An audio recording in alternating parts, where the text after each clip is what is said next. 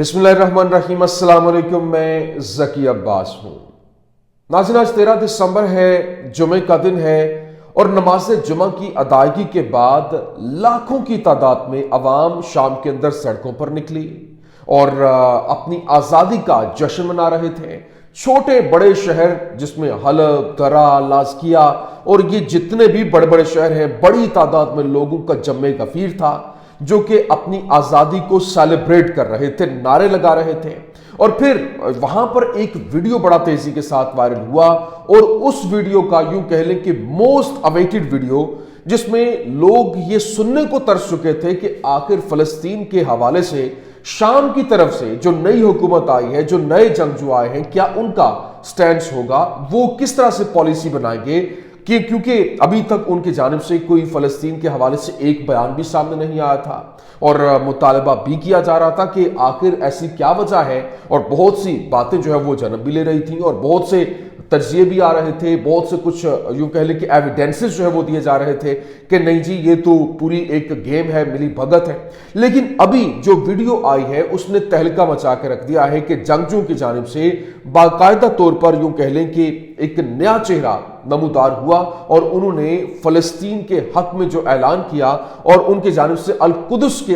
अंदर जाके बाकायदा तौर पर उनकी हिमायत करते हुए उनके साथ लड़ने और सपोर्ट देने और उसकी फतह के लिए पूरी तैयारी का ऐलान किया। और पेशकदमी के हवाले से खबरें ये सामने आ रही हैं कि पेशकदमी शुरू हो चुकी है। अब ये क्या मामला है और ये जो वीडियो है वो मैंने आपको दिखानी है, वो लिंक मैं डिस्क्रिप्शन में डाल दूंगा, वो आप देख सकते हैं कि किस तरीके से, और वो जो बोल रहे हैं, जो वो नारे लगा रहे हैं, वो मैं आपके सामने रखूंगा। और फिर दूसरी जानिब जो बशार अल असद है उससे बदला भी लिया गया है। बशार अल असद से पहला बदला जो लिया गया, अब उसके वालिद जो हाफिज अल असद है, हाफिज अल असद, उसकी कब्र के ऊपर जबरदस्त किस्म के हमले हुए और उसकी कब्र, उसका जो वो मसार था पूरे का पूरा, उसको जला कर रख दिया गया है, जलाकर राख कर दिया गया है। कैसे वो आपके सामने रखना है। और फिर जो इजराइल है और अमेरिका, उनकी जानिब से हमले की तैयारी कर ली गई है और बाकायदा तौर पर ईरान के न्यूक्लियर प्रोग्राम को निशाना बनाने का ऐलान किया गया, बाकायदा तौर पर तैयारी मुकम्मल करते हुए।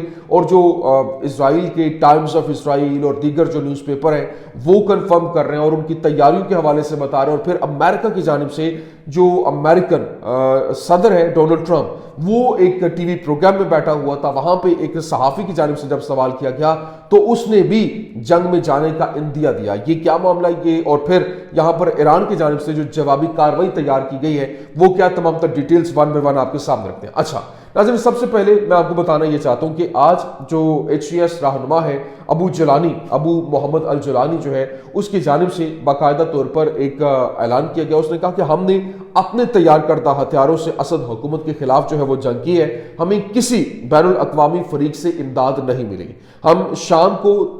जो है वो फतह किया, शाम को तकसीम का खतरा था और जंग ने इसको रोक दिया है। और क्योंकि आज जिस तरीके से जो तस्वीर वायरल हो रही हैं वो बहुत हैरान कुन है कि बड़ी तादाद में लोग जो है वो सड़कों के ऊपर हैं और वो अपने जो आज़ादी को लेकर जश्न मना रहे हैं। और यहाँ पर अभी जो शामी जंगजुओं की एक वीडियो वायरल हुई है उसने तहलका मचा कर रख दिया, जिसमें जंगजू कमांडर कहता है कि इजरायली आर्मी चीफ कह रहा है कि आज के बाद शाम भी हमारा महाज जंग है और हम यहाँ शाम से इजराइल को कह रहे हैं, जंगजुओं तुम बताओ। आगे वो उनको कहता है कि तुम बताओ हमारा अगला पड़ाव कहाँ है। तो जंगजू कहते हैं कि अल कुदस, अल कुदस। वो पीछे से नारों की आवाज आ रही है और फिर ये शाम के जंगजू जिन्होंने बशार अल असद की हुकूमत को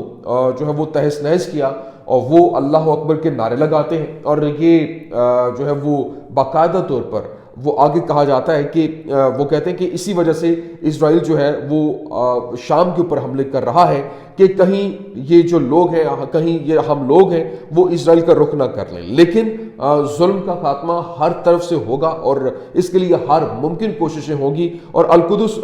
गजा, पूरा जो फलस्तीन है वो आज़ाद फ़िज़ा के अंदर सांस लेगा और शाम की फतह जो है वो तब मुकम्मल होगी जब फलस्तीन आज़ाद होगा। मतलब ये तो एक उनका नैरेटिव जो है वो सामने आ रहा है और तारीखी तौर पर फलस्तीन जो है वो शाम ही का हिस्सा है। ये उनकी जानिब से बाकायदा तौर पर यह बयान दिया गया और ये यकीनी तौर पर जब मैंने वीडियो देखी تو یہ ایک موسٹ اویٹڈ ویڈیو تھی کہ کچھ ایسا بیان جو کہ عوام کے اندر جو امت مسلمہ کو اکٹھا کر دے، اور ہمارا نیریٹو بھی یہی ہے کہ جو فلسطین ہے، جو ایک کاز جو تقریباً پچھلے 15 ماہ سے حالت جنگ کے اندر ہے، لاکھوں کی تعداد میں لوگ زخمی اور مارے جا چکے ہیں، جس میں 1,86,000 کے قریب بتایا جاتا ہے، جو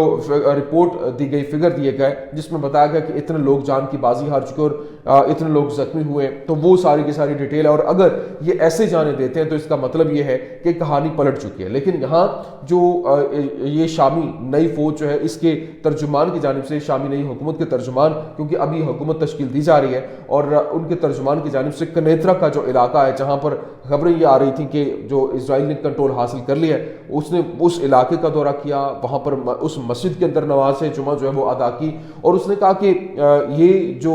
جنگ ہے، یہ جنگ یہاں پر نہیں رکے گی، ہم امت مسلمہ کو اکٹھا کر کے اور یہ جو فلسطین کی آزادی ہے اس کے لیے اپنا کردار ادا کریں گے۔ تو یہ ایک خوشائن چیز ہے اور اس کو سپورٹ بھی ہونی چاہیے۔ لیکن دوسری جانب جو دمشق میں واقع مسجد ہے امام الشافعی، وہاں پر جو شامی جنگجو ہیں ان کے کمانڈر کی وہاں پر آمد ہوئی، یہ جو ابو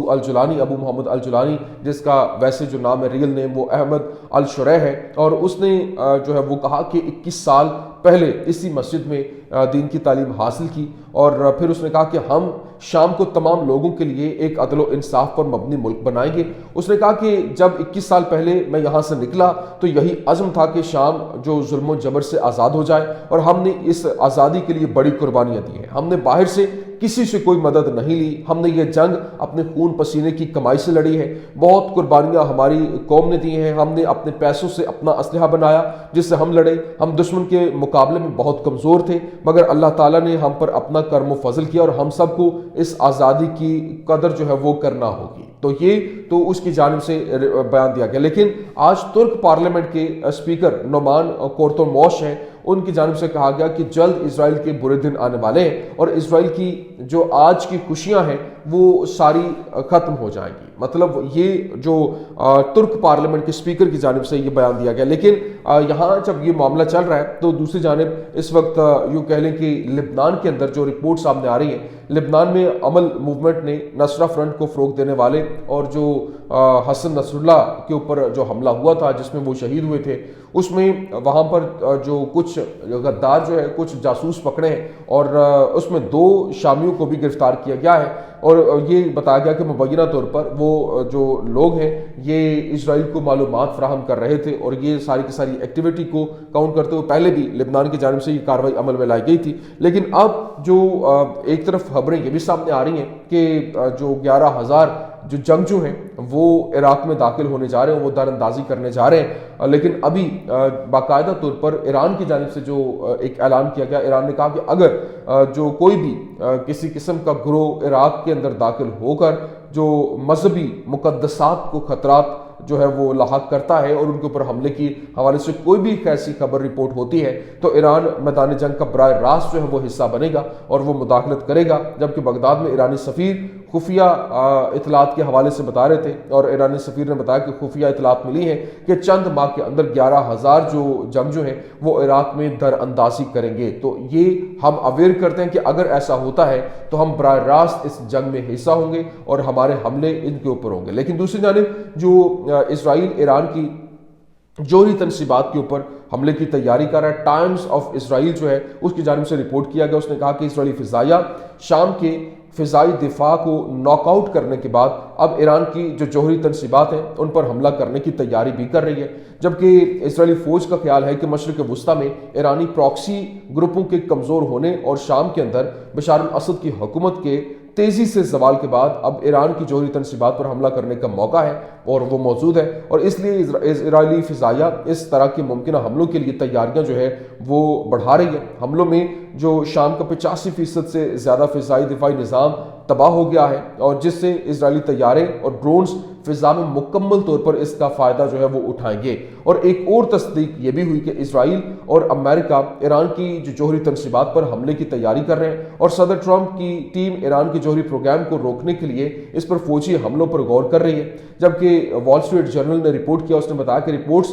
جوہری تنصیبات کے خلاف فوجی اسٹرائک کا جو آپشن اب ان کی عبوری ٹیم کے کچھ ارکان کی طرف سے زیادہ سنجیدہ نظر ثانی کے تحت ہے۔ لیکن یہاں پر جو اسرائیل نے ایران کی جوہری تنصیبات پر جو حملے کے لیے اپنی تیاریوں کو تیز تر کر دیا ہے، اور اس کی فوج نے اس سائٹس کے خلاف ہر طرح کے حملوں کا ایک موقع سمجھا، اور ایران بھی تیار ہے۔ جبکہ ممکنہ طور پر اس نے نتنز اور فورڈو کے اندر وہاں نئے ایئر ڈیفنس سسٹم کو بھی تعینات کر دیا ہے۔ لیکن ابھی میں آپ کو بتا دوں کہ جس طریقے سے آج ایک رپورٹر کی جانب سے وہاں پر سوال کیا گیا اور ڈونلڈ ٹرمپ سے پوچھا گیا کہ آپ کی اگلی مدت کے دوران ایران کے ساتھ جنگ کے لیے کیا آپ جائیں گے، اس کے کیا امکانات ہیں، تو یہاں پر ٹرمپ نے ایران کے ساتھ جنگ کے امکانات سے متعلق ایک سوال کے جواب میں کہا کہ کچھ بھی ہو سکتا ہے۔ مطلب اس نے یہ نہیں کہا نہیں، یا اس نے یہ بھی نہیں کہا کہ ہاں، لیکن کچھ بھی ہو سکتا ہے۔ اس کا مطلب یہ ہے کہ پوری کی پوری تیاری جو ہے وہ مکمل ہو چکی ہے۔ لیکن یہاں پر میں آپ کو بتا دوں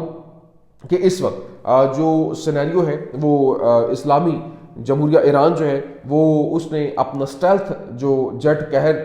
313 جنگی ڈرون جو ہے وہ اس کی نقاب کشائی کرنے چاہ رہا ہے، جبکہ قہر 313 اس وقت فلائٹ ٹیسٹ سے گزر رہا ہے، اور سی او آف ایویشن ایران کی جانب سے بتایا گیا، کیونکہ ایران پہلے ڈرون کے اندر خود کفیل ہے اور اس کے ڈرون پوری دنیا کے اندر بڑے تگڑے مانے جاتے ہیں، اور اب یہ اسٹیلتھ ٹیکنالوجی سے لیس جو ڈرونز ہیں، فائٹر ڈرون، وہ تیار کر رہا ہے، جس نے پوری دنیا کے اندر تہلکہ مچا کے رکھ دیا۔ اور پھر نہ صرف یہ بلکہ سیٹلائٹ تصاویر جو ہے وہ جاری کی گئی ہیں، جس سے پتہ چلتا ہے کہ ایران نے تازہ ترین اپنا جو ایک ایئر کرافٹ کیریئر ہے وہ بنا لیا ہے، جو کہ جو ہے وہ یہاں متعدد بڑے نگرانی اور جنگی ڈرون اور جہاز یہاں سے لانچ کیے جانے والے بیلسٹک میزائل، زمین سے فضا میں مار کرنے والے جو میزائل اور ہیلی کاپٹر جو ہیں وہ لے جانے کی صلاحیت رکھتا ہے۔ جبکہ اس وقت یہ جو سینیریو بن رہا ہے اور یہاں پر جو حالات ہیں وہ اگر دیکھا جائے تو ابھی ایک خبر یہ بھی سامنے آ رہی تھی کہ شام کی جانب سے جو جنگجو ہیں انہوں نے بشار الاسد سے بدلہ لینے کے لیے پہلی ابتدا جو کی اس کے والد کے اوپر کی، کیونکہ 30 سال اس نے حکمرانی کی اور 30 سال تک جو وہاں پر ایک ڈکٹیٹرشپ کے ساتھ ظلم و جبر کے ساتھ وہاں پر کنٹرول کیا گیا، یہ خبریں وہاں پر رپورٹ ہو رہی ہیں۔ تو اب حالات کی نزاکت کو دیکھتے ہوئے انہوں نے جس طرح سے وہاں پر ایک حملہ کیا اس کی قبر کے اوپر، اور بدلہ اس کو عبرت بنانے کے لیے بدلہ لیا، اور کہا کہ اس کی جو مزار ہے، وہ جو جگہ ہے، وہ جو قبر ہے، اس کو وہاں پر یوں کہہ لیں کہ آگ لگائی گئی اور اس کو راکھ میں تبدیل کر دیا گیا۔ یہ اس وقت عوام کا اگریشن ہے، عوام کا غم و غصہ ہے۔ یہ کچھ اہم ترین اپڈیٹس تھی، میں نے کہا آپ کے سامنے رکھ دیں۔ امید کرتے ہیں ویڈیو آپ کو پسند آئی ہوگی، پسند آنے کی صورت میں لائک کیجیے، شیئر کیجیے اور ہمارے چینل کو سبسکرائب کرنا مت بھولیے گا۔ شکریہ۔